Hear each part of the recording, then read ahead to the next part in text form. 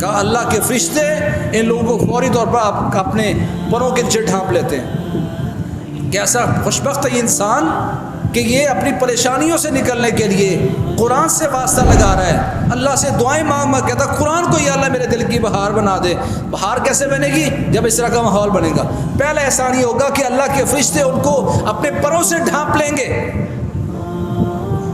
جن لوگوں پر اللہ کے فرشتوں کے پروں کا سایہ ہو وہ عام لوگ ہیں۔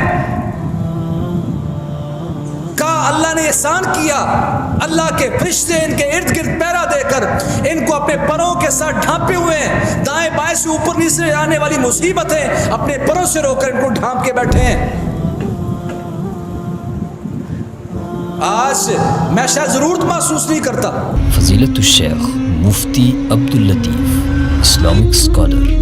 وَلِلَّهِ الْأَسْمَاءُ الْحُسْنَى فَادْعُوا بِهَا۔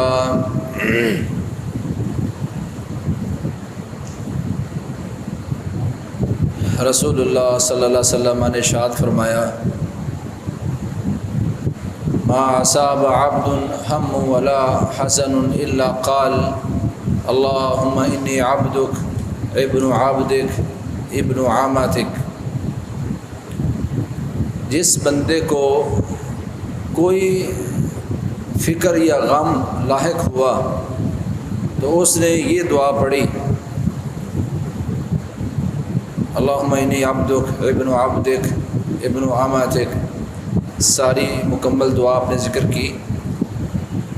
تو فرمایا اللہ کریم اس بندے کا غم دور کر کے اس غم کی جگہ پر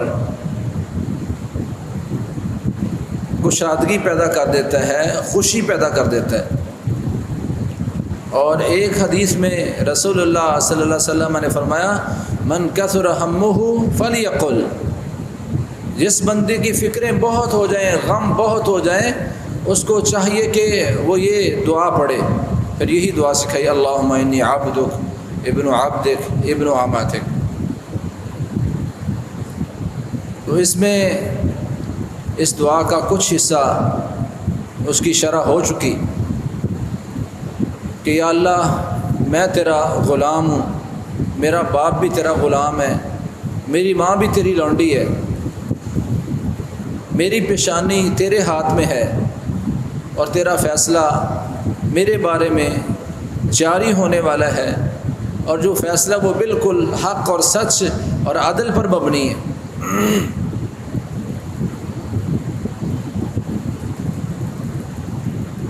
اسألک بکل اسم هو لک سمیت به نفسک او انزلته فی کتابک او علمته احدا من خلقک او انزلته فی کتابک او علمت احدا من خلقک او استأثرت به فی علم الغیب عندک۔ یہاں اللہ کو سب سے بہترین واسطہ پیش کیا گیا ہے، اسألک بکل اسم هو لک، یا اللہ میں تجھ سے تیرے ہر اس اسم کے واسطے سوال کرتا ہوں جو اسم تو نے اپنے لیے منتخب کیا، تو نے اس اسم کے ساتھ اپنا نام رکھا، یا تو نے وہ نام اپنی کتاب میں نازل فرمایا، یا تو نے وہ اسم وہ نام مخلوق میں سے کسی کو سکھایا یا کتاب میں نازل کیا، یا تو نے وہ اسم اپنے علم میں خاص کر رکھا ہے، کسی کو بھی نہیں بتایا۔ تو یہاں کچھ چیزیں ہیں جو ہمیں سمجھنی چاہیے اور اپنے بچوں کو سمجھانی چاہیے، وہ عقیدے کے ساتھ تعلق رکھنے والی چیزیں ہیں کہ اللہ کے جو اسماء ہیں، ایک تو وہ 99 نہیں ہیں۔ ہمارے ہاں مشہور ہے کہ اللہ کے 99 نام ہیں، سنن ترمذی کی روایت پیش کی جاتی جو سند نہیں کمزور ہے، صحیح بخاری وغیرہ میں موجود ہے، ان للہ 99 ان للہ 99 اسما فمن احصاها دخل الجنہ۔ اللہ کے 99 نام جس بندے نے یاد کر لیے وہ جنت میں جائے گا۔ اس حدیث میں 99 ناموں کو یاد کرنے کی تلقین ہے یا فضیلت ہے، یہ بیان کرنا مقصود نہیں کہ اللہ کے 99 نام ہیں، کیونکہ اللہ کے 99 نام ہو ہی نہیں سکتے۔ اللہ کے نام، اللہ کی صفات غیر محدود ہیں۔ 99 کا مطلب ہے کہ آپ نے اللہ کے اسماء اور اللہ کی صفات کو محدود کر دیا، حالانکہ اللہ کی صفات محدود نہیں ہیں۔ تو یہاں بنیادی بات سمجھنی چاہیے کہ اللہ کے اسماء کی 3 قسمیں ہیں۔ ایک قسم وہ ہے جو اللہ نے اپنی مخلوق میں سے کسی کو سکھائی، اپنے فرشتوں کو یا مخلوق میں سے جس کو چاہا اس کو وہ نام سکھا دیے، یہ پہلی قسم ہے۔ کچھ مخلوق کو باقی مخلوقوں سے خاص کر کے نام سکھا دیے۔ دوسری قسم وہ ہے جو اللہ نے اپنی کتاب میں نازل فرمائے اسماء اور اپنے نام، کتاب میں نازل ہوئے، اللہ کے بندوں کو بھی اس کا پتہ چلا اور باقی مخلوقات کو بھی۔ تو ان دونوں میں فرق یہ ہے، جو کتاب میں نازل ہوئی اللہ کی صفات یا اسماء، وہ بہت سارے لوگوں کو، فرشتوں کو، مخلوقات میں اللہ کے بندوں کو اس کا علم ہوتا ہے۔ دوسرا اسم وہ ہے جو اللہ نے اپنی کچھ مخلوق کو، فرشتوں وغیرہ کو سکھایا اور باقیوں کے پاس اس کا علم نہیں ہے اس اسم کا۔ تیسری قسم اسم کی وہ ہے اوستأثرت بہ فی علم الغیب عندک۔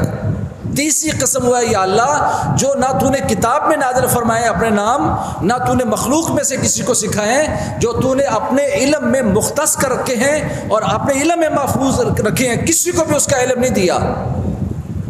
اب وہ کتنے نام ہیں؟ اگر ہم محدود کر دیں 99 نام میں، تو جو اللہ کے نام جو اللہ نے کسی کو سکھائے ہی نہیں ہیں، جو ہیں ہی صرف اللہ کے پاس، وہ نام کس کھاتے میں جائیں گے؟ یہ واضح دلیل اس بات کی کہ اللہ کے نام محدود نہیں ہیں، جس سے اللہ کی صفات محدود نہیں ہیں، اللہ کے نام بھی محدود نہیں ہیں۔ یہ عقیدے کی بات ہے اور سمجھنی چاہیے۔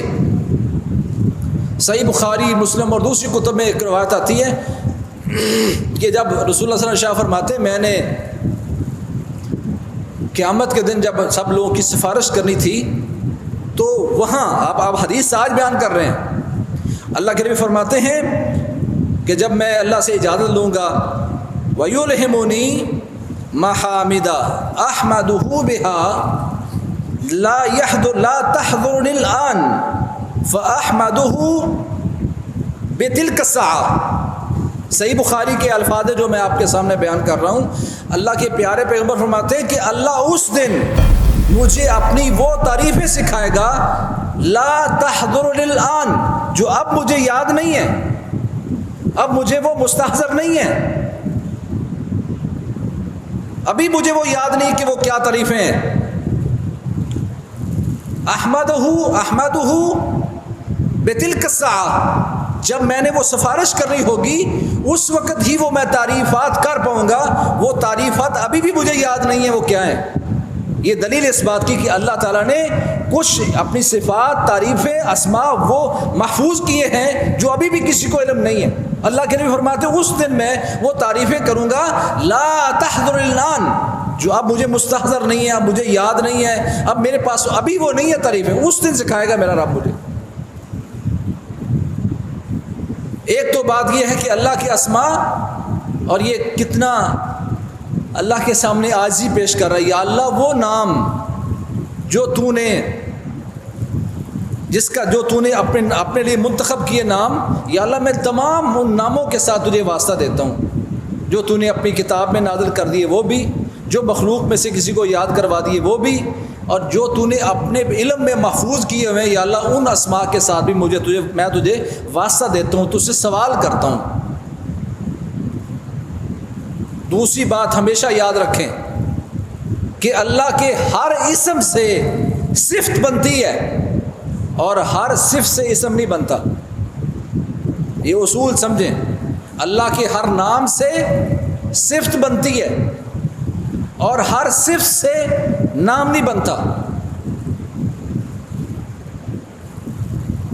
اللہ کا نام ہے الخالق، تو اس سے صفت بنتی ہے کہ اللہ تعالیٰ پیدا کرتا ہے، صفت خلق اس سے پیدا ہوتی ہے۔ اللہ تعالیٰ العلیم ہے، اس سے صفت علم پیدا ہوتی ہے۔ اللہ رزاق ہے، اس سے رزق دینے کی صفت پیدا ہوتی ہے۔ ہر نام سے اسم، ہر اسم سے صفت پیدا ہوتی ہے، ہر نام سے صفت بنتی ہے، اللہ تعالیٰ کی، اللہ کے نام سے صفت بنتی ہے۔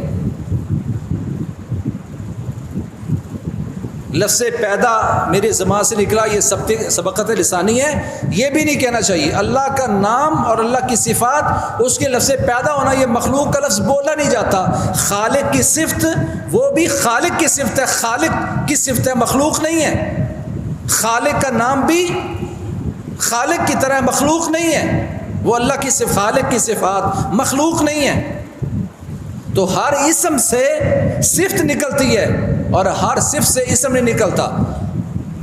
وَيَمْكُرُونَ وَيَمْكُرُ اللَّهُ، یمکر اللہ، صفت مکر، تدبیر کرنا، یہ اللہ مالک الملک کی صفت ہے، پر اس سے آپ نام نہیں بنا سکتے، اللہ کو ماکر نہیں کہہ سکتے۔ صفت مکر موجود ہے مگر ہر صفت سے نام نہیں نکلتا، تو یہ صفت مکر سے ماکر نام رکھنا درست نہیں ہے۔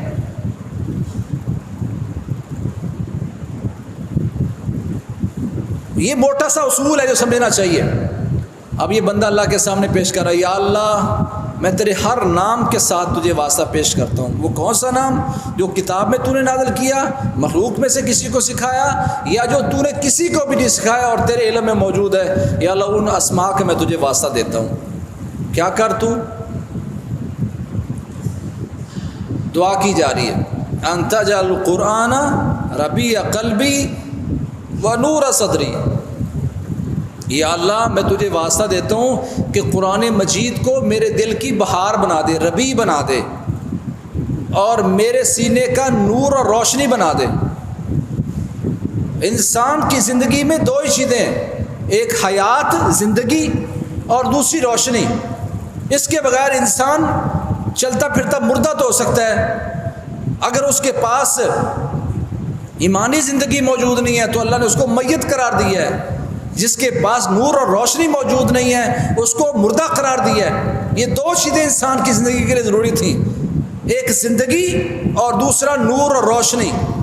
یہ دونوں چیزیں مانگی جا رہی ہے۔ یا اللہ قرآن کو میرے دل کی بہار بنا دے۔ ربیع کہتے ہیں وہ بارش جو زمین کو زندگی بخشتی ہے، اس بارش کو ربیع کہتے ہیں۔ یہاں اللہ سے مانگا جا رہا ہے، یا اللہ میرے دل کی زندگی پیدا ہوگی اس وقت جب قرآن کو تو میرے لیے ربیع بنا دے گا، قرآن کو میرے لیے بارش بنا دے گا، تب میرا دل زندہ ہوگا۔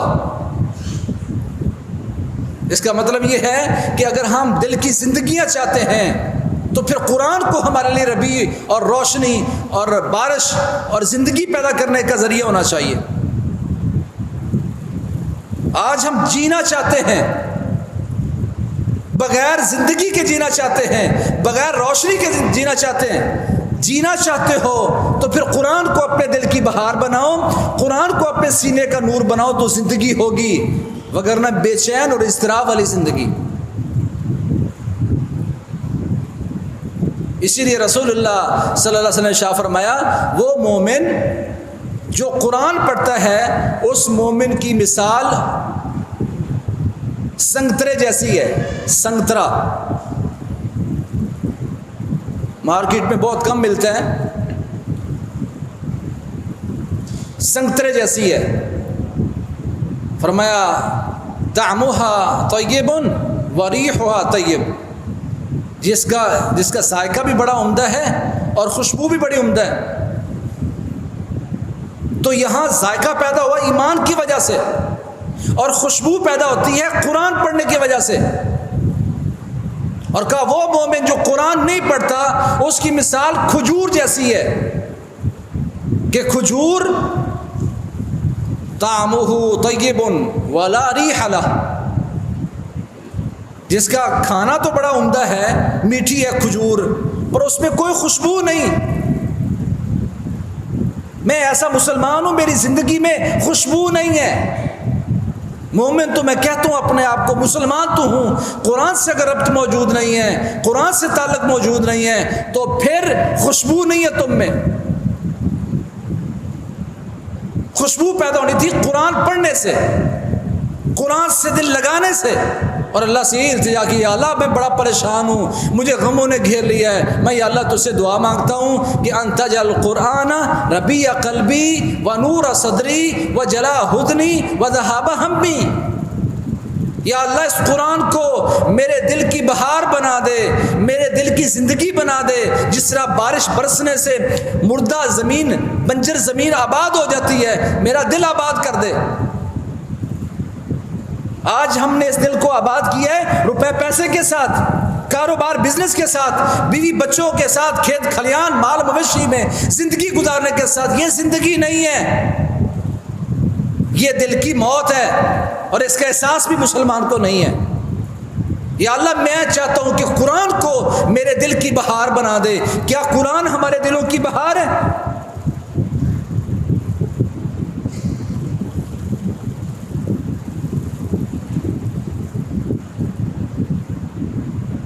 کہ وہ مومن جو قرآن نہیں پڑھتا وہ کھجور کی مانند ہے, اس کی مثال کھجور کی مانند ہے. مٹھاس تو موجود ہے ایمان کی وجہ یا اسلام کی وجہ سے, پر قرآن نہیں پڑھتا تو اللہ نے خوشبو چھین لی, اسے خوشبو نہیں ہے.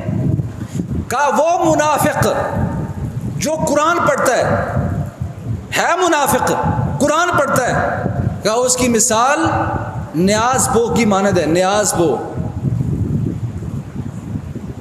ذائقہ اس کا کڑوا ہے کیونکہ ایمان نہیں ہے.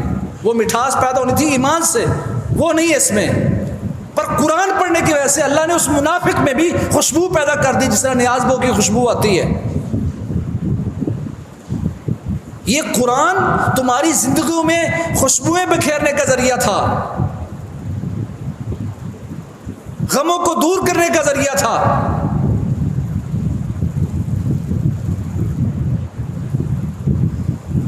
کہ وہ منافق جو قرآن نہیں پڑھتا اس کی مثال اندرائن جیسی ہے, کوڑ تمہ ہے. کوڑ تمہ ہے بھی کڑوا اور خوشبو بھی نہیں ہے. ایمان نہ ہونے کی وجہ سے کڑوا ہے, اور قرآن نہ پڑھنے کی وجہ سے خوشبو بھی نہیں ہے. آج ان چاروں کیٹیگریوں میں میں کہاں کھڑا ہوں؟ ایسا مومن جو قرآن پڑھتا ہے, ذائقہ بھی اچھا اس کا, ایمان کی مٹھاس بھی موجود ہے, اور قرآن پڑھنے کی وجہ سے خوشبو بھی موجود ہے. قرآن نہیں پڑھتا یہ مومن تو اس کی مثال کھجور جیسی ہے, ایمان کی مٹھاس تو اس میں ہو سکتی ہے, پر قرآن نہ پڑھنے کی وجہ سے خوشبو سے محروم ہے. منافق ہے, قرآن پڑھتا ہے تو اس کی مثال نیاز بو جیسی ہے. ایمان ہونے کی وجہ سے, ایمان نہ ہونے کی وجہ سے اس میں ذائقہ مٹھاس موجود نہیں ہے, پر قرآن پڑھنے کی وجہ سے اس میں خوشبو موجود ہے. اور یہ منافق قرآن نہیں پڑھتا تو یہ کوڑ تمہیں جیسا ہے, ذائقہ بھی کڑوا اور قرآن نہ پڑھنے کی وجہ سے اس کی خوشبو بھی نہیں ہے.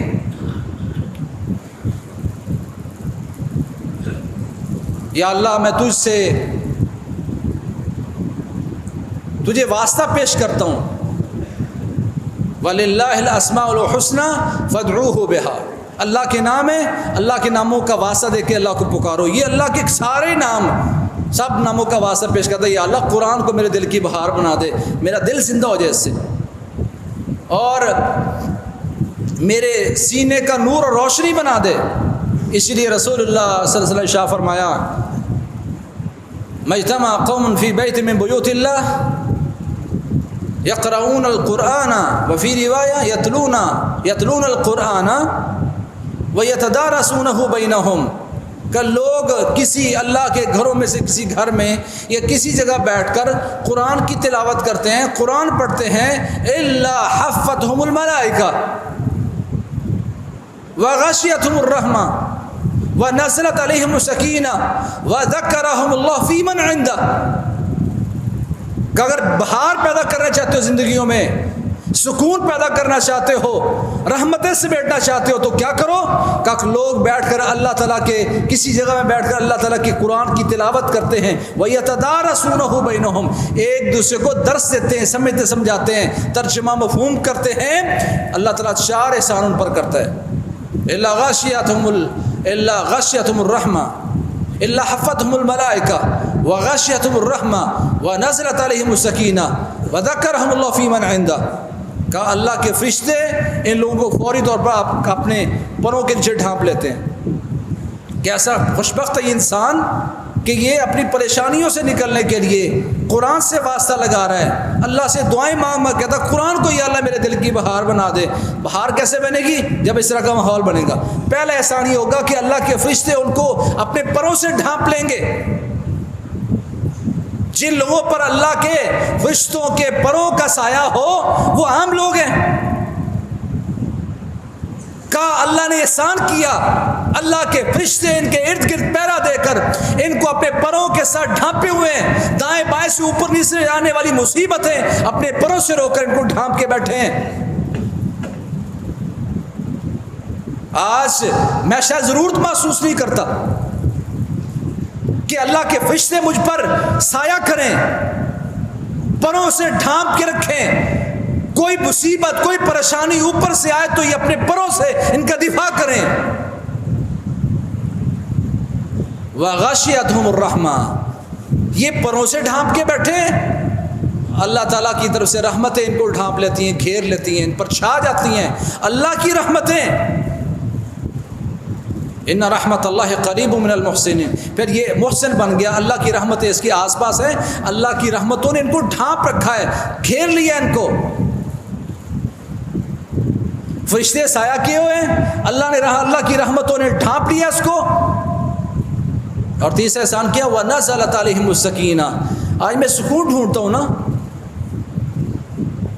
گولیاں کھا کے باہر نکل کر سیر و تفریح کر کے، کہ تمہارے گھروں میں روزانہ یہ ماحول پیدا ہو سکتا ہے، اللہ کے گھروں میں اس طرح کا ماحول پیدا ہو سکتا ہے، یہ تم آرٹیفیشل جو مصنوعی سا سکون لینے والے ہو، تمہیں حقیقی سکون ملے گا۔ وَنَزَلَتْ عَلَيْهِمُ السَّكِينَةُ، ایک تھا تم سکون ڈھونڈنے گئے تھے، ایک ہے کہ تم یہاں بیٹھ کر قرآن کی تلاوت کر رہے ہو، ایک دوسرے کو سنا رہے ہو، اللہ خود تم پر یہ سکون اور سکینت نازل کرے گا۔ میرے بھائیوں، تجربہ نہ کریں، ایمان رکھیں کہ اس طرح کی محفلوں میں جانے سے،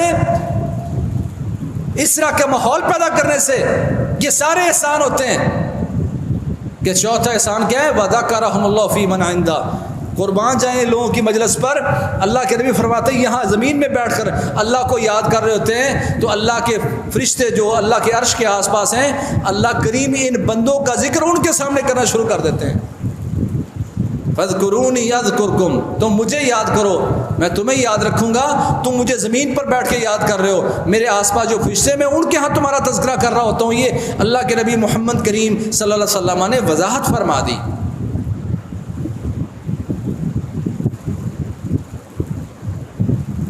تو اللہ کے نبی فرماتے ہیں جو بندہ یہ دعا پڑھتا ہے اور اللہ تعالیٰ سے مانگتا ہے، وہ دعا جس میں اللہ کو واسطے پیش کر کے، اپنی بے بسی پیش کر کے، اپنے کنبے کمینے کو اللہ کا غلام قرار دے کے، اللہ کے فیصلوں کو مان کر راضی ہو کر اللہ کے ناموں کا واسطہ دے کے مانگا کیا؟ انت جعل القرآن ربیع قلبی ونور صدری وجلاء حزنی وذہاب ہمی، یا اللہ اس قرآن کو میرے دل کی بہار بنا دے، میرے سینے کا نور بنا دے، میرے غم اور فکر دور کرنے کا ذریعہ بنا دے۔ وننزل من القرآن ما هو شفاء ورحمۃ للمؤمنین ولا یزید الظالمین الا خسارا۔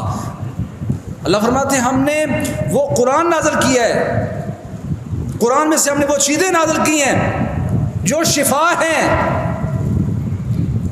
یہ بیماریاں ڈھونڈنے والے اور بیماریوں کے ڈاکٹر ڈھونڈنے والے اور بیماریوں کا پیچھا کرنے والے، کیا ہی بات تھی کہ یہ مسلمان ڈاکٹر بھی سکھاتا کہ میں تمہیں علاج دے رہا ہوں پر قرآن شفا ہے، قرآن پڑھا کرو، سورۃ الفاتحہ یہ شفا ہے، اس کو پڑھا کرو، یہ رقیہ اور دامے پڑھا کرو۔ رسول اللہ صلی اللہ علیہ وسلم پر جب کسی طرح کی کوئی بیماری آتی تو رسول اللہ صلی اللہ علیہ وسلم آخری 30 سورتوں کا دم کرتے۔ جبریل کو اللہ تعالیٰ نے مدینہ منورہ میں دوبارہ بھیجا، حالانکہ یہ معوذات جو ہیں یہ مکہ میں نازل ہوئی، مدینہ میں دوبارہ حضرت جبریل تشریف لائے اور بتایا اللہ کے نبی یہ پڑھا کرو۔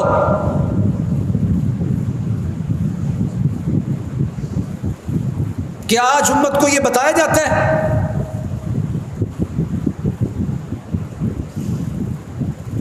صحابی رسول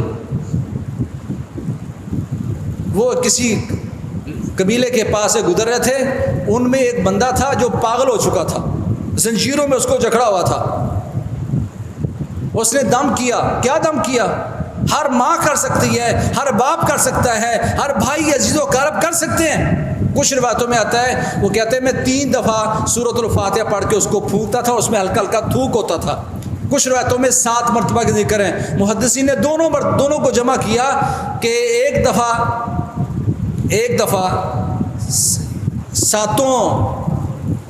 7 مرتبہ سورۃ الفاتحہ کو پڑھا اور ایک دفعہ دم کر دیا. پھر اگلی دفعہ 7 مرتبہ سورۃ الفاتحہ کو پڑھا، دم کر دیا. پھر تیسری مرتبہ سورۃ الفاتحہ پڑھا، اس کو دم کر دیا. اس سے 7 کا عدد بھی پورا ہو گیا اور 3 کا عدد بھی پورا ہو گیا. کوئی ماں پورے اخلاص کے ساتھ کسی طرح کا مرض ہے بچے کو اس کو یہ دم کرو. بھائی باپ جو عزیز ہے دم کرے، سنت ہے. کافروں کا سردار ہے، اس کو سانپ یا بچھو نے کاٹا ہوا ہے، مسلمان نہیں، کافر. صحابی رسول نے اس کو بھی سورۃ الفاتحہ کا دم کیا تھا. وہ مر رہا تھا، جو آ کے ان کے بات کرنے آیا تھا کہتا ہم نے ہر طرح کا ٹوٹکا کر لیا ہے، وہ بچ نہیں پا رہا. آپ میں کوئی دم کرنے والا موجود ہے؟ کیا کیا تھا دم انہوں نے؟ صرف سورۃ الفاتحہ. قرآن شفا ہے.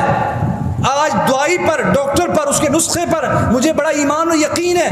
جس کو اللہ نے قرآن میں شفا قرار دیا اس پر یقین نہیں ہے. دعا مانگی جا رہی ہے، انت جعل القرآن ربیع قلبی ونور صدری.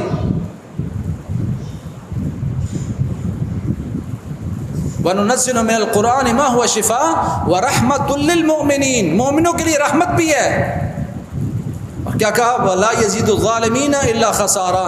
پر ظالم وہ دوسری چیزوں پر یقین رکھیں گے، قرآن کے قریب نہیں آئیں گے، اس کے مفہوم اور مطالب پر نہیں آئیں گے. تو ایسا مسلمان اپنے آپ کو ظالم یہ ہے کہ یہ ظالم قرآن مجید سے فائدہ نہیں اٹھا سکے گا، بلکہ یہ قرآن کے مسئلے میں خسارے میں جائے گا، کیونکہ نہ یقین کر رہا ہے، نہ پڑھ رہا ہے، نہ اس کو شفا سمجھ رہا ہے، نہ اسے دم کر رہا ہے. اسی لیے اللہ فرماتا ہے یا ایھا الناس، اس میں کوئی مسلمان کافر نہیں. قرآن صرف مسلمانوں کے لیے شفا نہیں ہے، کافروں کے لیے بھی شفا ہے. جو کافروں کا سردار جس کو دم کیا تھا وہ مسلمان نہیں تھا، کافر تھا.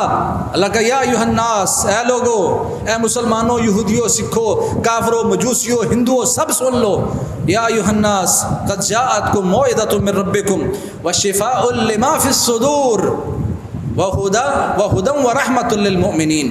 قرآن مجید میں اللہ تعالیٰ نے کہا اے لوگو، تمہاری طرف اللہ کی طرف سے نصیحت آئی ہے، قرآن مجید آیا تمہاری طرف. وشفاء لما فی الصدور، سینوں میں جو آگ لگی ہوئی ہے، سینے میں جو پریشانیاں ہیں، سینے جو آج جگہ بن گئے ہم اور غم اور پریشانیوں کے، اس سینے کی شفا اس قرآن سے ملے گی. وہدی ورحمۃ للمؤمنین، گائیڈنس اس میں، ہدایت ہے، اور یہ مومنوں کے لیے رحمت ہے. اللہ کے نبی محمد کریم صلی اللہ علیہ وسلم نے اس ساری دعا میں جو میں نے پڑھی اوپر سے دیکھ کے پڑھیں، بچوں کو سکھائیں. صحابہ نے کہا یا رسول اللہ یہ ہم دعا سیکھیں نا؟ کہا ہاں، ینبغی لمن سمعہن ان یتعلمہن. جس نے یہ دعا سیکھ لی اس کے لیے مناسب یہی ہے کہ وہ اس دعا کو سیکھے. روزانہ 1 لفظ پڑھیں، 2 لفظ پڑھیں، 5 پڑھیں، اوپر سے دیکھ کے پڑھیں، مہینہ بھر پڑھتے رہیں، اوپر سے دیکھ کے ساری عمر پڑھتے رہیں. یہ بھی سیکھنا ہی ہے.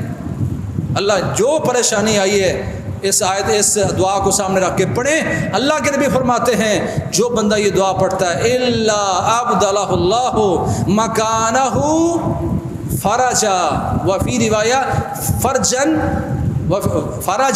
وفی روایہ فرحا. الا ابدلہ اللہ مکانہ فرحا وفی روایہ فرجن. جو بندہ یہ دعا پڑھتا ہے جس کے غم بڑے ہو گئے تھے، جو دعا پڑھتا ہے اللہ کے، اللہ کریم اس پر احسان فرمائیں گے اور اس بندے کے غم کی جگہ پر اللہ کشادگی پیدا کر دیں گے. اور ایک حدیث میں اللہ خوشی پیدا کر دیں گے. اس غم کی جگہ پر خوشی آ جائے گی اور اس غم کی جگہ پر اللہ کریم کشادگی پیدا کر دے گا. ایک دعا اتنے غم لے کے ایک طرف ہو گئی. ہمیں چاہیے کہ ہم اللہ تعالیٰ سے اس طرح کی دعائیں کرتے رہیں.